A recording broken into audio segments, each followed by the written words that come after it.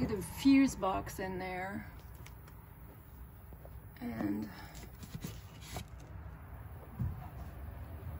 the ignition's down here, but again, that's usually on the dash in a 68. He had this put in there because he wanted a steering column that tilted. And I think something to do with the wiring for the C5 seats, the custom seats he wanted to put in here, is why he put the different steering column in and was going to do the power windows, because that was going to do something with the electronics on that. I know we had bought a new neutral safety switch. Don't know if that's installed. Anyway, this is what we've got. I don't know. Other than what you're seeing.